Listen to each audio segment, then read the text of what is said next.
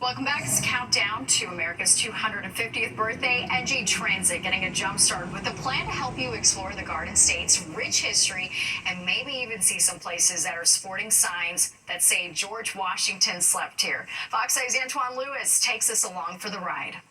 The Clara Barton Schoolhouse in Burlington County was the first public school in New Jersey, and getting to see it is now a little easier. State officials just announced the Jersey Journeys initiative, which connects history buffs with legendary sites across the Garden State, courtesy of public transit. Where did Napoleon's brother locate after the French Revolution? Bordentown, okay. Where did Ulysses S. Grant find out that Abraham Lincoln was assassinated? In New Jersey. Yes, in Long Beach. An interactive map identifies more than 150 historic sites and landmarks across 21 New Jersey counties, all accessible by New Jersey Transit trains, buses, and light rail. Sites such as Liberty Hall in Union, built for New Jersey's very first governor, William Livingston, in 1772. Transit officials credit these three interns as part of the inspiration for the campaign.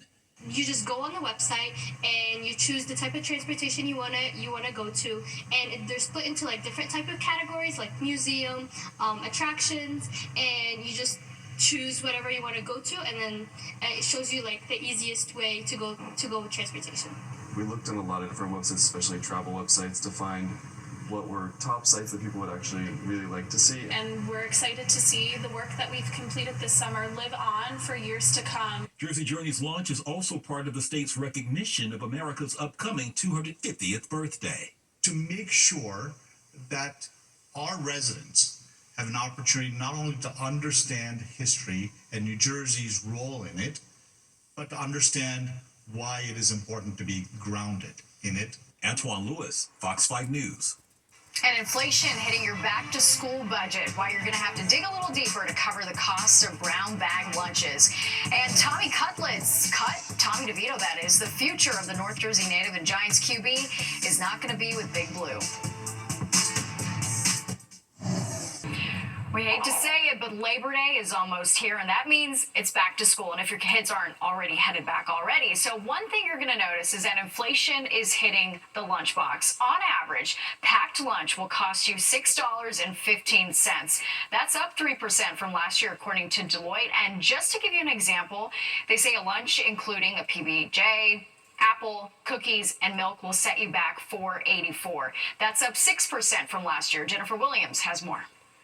As the cost of everything goes up, the cost of school lunch is no exception. It's like gotten up. Like I was buying like $4 for one slice of pizza at school. So it's been bad recently. And what did it used to cost? It was like $3, $2, and I feel like because when I was in elementary school, it was way cheaper, and now it's just more expensive. And even packing a lunch has become pricey. According to a 2025 Deloitte back-to-school survey, the average cost of brown bagging it has increased to $6.15, a 3% increase from the previous year. I cannot believe how much it costs me now for groceries. I would actually normally buy school lunch for like $6.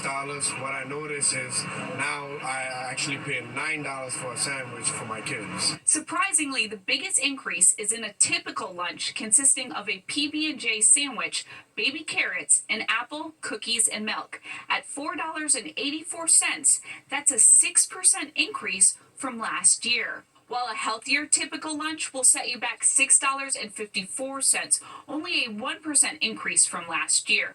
That consists of a salad, hummus, pretzels, an orange, and yogurt. I feel like the only reasonable thing are the cookies, because that's what all the kids want, so they just buy a bunch of them for like really cheap, but it's actually a lot of money when it adds up. But like some of like the pasta dishes can cost like $5 or $6, and that's kind of ridiculous because they're not that good. It's not really the most nutritious lunch. No, definitely not. For packing cost-effective, healthy lunches that your kids will actually like, health coach Erica Schlick says to think in bulk and try cheaper meats like a roast chuck. Batch cooking like a whole chicken or more or less expensive cut of meat that you can turn into maybe salads or like a pulled meat kind of dish, and that way you're kind of getting some longevity, saving a little bit of money, and feeding your child something nutritious. In Queens, Jennifer Williams, Fox 5 News. Yeah, it's all getting expensive. All right, let's get a check of the forecast now with Chief Meteorologist Nick Gregory. It's a beautiful night for tennis at the U.S. Open. Yes, exactly, and will be for the next couple of days. Remember, too, they also, though, in the event of any rain, which there could be showers on Friday, you got the dome that kind of closes over there, but it's beautiful the next couple of days. Nice out there now. We do still have a fair amount of clouds over the city. I think our threat of showers is just about done, though. 79, 63, so a little below average today. We won't be getting back to average for a couple of days, it looks like. 103 and 53 in the records. That record low, though, back in 1897. Right now, still a lot of clouds holding at 72. It's a light northwest wind. Humidity pretty dry. Pressure strong, steady, 30.02. It's cooling down, though. We have 61 there in the Mid-Hudson Valley by Dutchess County Airport. 54 there in Scranton. Coolest spot on the map. Low 70s in town to Belmar and 67, and then 62 out in the Hamptons, back to about 70 in southern Connecticut. Again, northwest wind. That's light, 5, might get up to 10 miles an hour occasionally, but mostly a very light northwest wind tonight into at least the first half of tomorrow. There may become more southwesterly in the afternoon. All right, so in Newark, the warm spot there, 83, broke 80 at Islip and Belmar, 79 in the city. And again, those temperatures staying in the 70s up through the Hudson Valley across Connecticut. Mostly the story in the northeast as well. You get up towards Concord, New Hampshire, and Providence there in the high 70s, about 80. But then it got cooler as you went westward. Only 70 in State College State. Look at Cleveland. They got out of the 60s. We were low 80s. Washington, D.C. on southward. That's kind of cool for them for this time of the year. And back to Detroit and Chicago, just like yesterday, they were in the lower to middle 70s. Also for Cincinnati in the 80s down into the Carolinas. All right, on the satellite view, you see some of those little showers that we were thinking we were going to roll on through. Like I said, notice they're fading out. So I think that's about it. And now the good news is high pressure is going to be building in from the middle part of the country. And the result of that is going to be some nice weather coming in as we go through the next couple of days. Temperatures will be a little bit below average, but still very comfortable as we go on into our forecast overnight, where it will be a little bit cool in the suburbs. We're talking some low 50s there in Sussex, New Jersey, even a 49 degree there in Monticello. 50s out on the east end, low 60s really near the coast. That will include the city, 50s in the Hudson Valley. Tomorrow it's sunshine again, comfortably warm. Those temperatures getting back to mid to upper 70s, a couple lower 70s. Again, the cooler spots north and west. Pretty decent day overall. Tomorrow, generally clear and cooler tomorrow night. Look at the temperatures are down in the 40s. Poughkeepsie to Sussex, so a little hint of fall in the air. It is still August, though, so got another month of summer, don't forget. About 60 in the city and some 50s even along the coast for tomorrow night. And a combination of sun and clouds on Thursday. Again, we'll be getting back up closer to 80 degrees like at Newark. Even Midtown, I think, will be close to 80 on Thursday, and 70s just about everywhere else. By Thursday night, and notice as we head towards the wee hours of Friday, here comes a line of showers. I think that's going to be around for a portion of Friday. Boaters' winds become north in the morning, west in the afternoon, about 10 knots tomorrow. Much better on the ocean, 2 to 3 foot waves, so we're finally getting back to reality here, about a foot or less on the sound. Be careful, there is still a moderate risk for rip currents at the area beaches. We're going to 63 tonight in the city, about 50 in those cooler suburbs, just a chance of a little spotty shower. 78 tomorrow, that's comfortably warm. 79 Thursday with sun and clouds. There's a shower threat on Friday, be some sun too at 77. There's your holiday weekend. My goodness, how nice is this? A little cool, 70s, mid to upper 70s, 50s at night. Labor Day looks great, and so does Tuesday. Natasha? Yeah, picture perfect. All right, Nick, thank you. And if you went outside today, you were probably surprised. It kind of feels like fall. And if you don't like the weather, just wait, because according to some New Yorkers and memes on social media, we have 12 seasons here in our state. A lot of these back and forth weather patterns happen during the transitions between our official seasons. Of course, when it feels like it's fall in August, it's because we have a nice polar air mass coming in. And then in the middle of September or early October, we're hot and humid because we can get air masses coming in right from the Gulf Coast or from the Bahamas. So for the next week or so, temperatures across the tri-state will be running below normal. So even though it's late August, our weather maps are looking more like early fall than the end of summer. Well, fall is in the air, even though it's only August, but it feels just right to talk about the most basic of autumn staples, the pumpkin spice latte. We're breaking down the science behind why so many of us can't get enough of the PSL.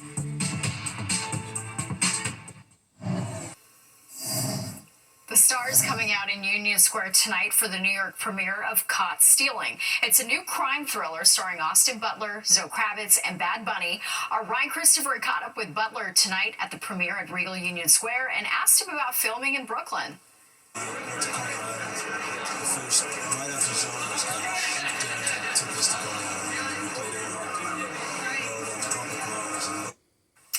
can see more of Ryan's interview with Austin Butler tomorrow morning on Good Day New York. And with fall-like temperatures in the forecast, it could mean pumpkin spice latte season is not far away. And did you know there's a science behind our obsession over pumpkin flavors? Fox's Marianne Rafferty has the 411. It's that time of year again, with several major coffee chains and grocery stores already rolling out their lineups of pumpkin spice flavored drinks and treats. The pumpkin spices are just amazing. They remind us of the fall, right? When the weather starts to cool off, they remind us of the holidays. But besides igniting feelings of nostalgia, Dr. Steve Talcott, food chemistry professor at Texas A&M University, says the spices found in many pumpkin spice blends have compounds that can really awaken the senses. We have these wonderful natural compounds like clove. We have a compound called eugenol, which is it's a terpene. It's very cooling and a cooling sensation in your mouth. You have compounds like cinnamolaldehydes that are found in cinnamon.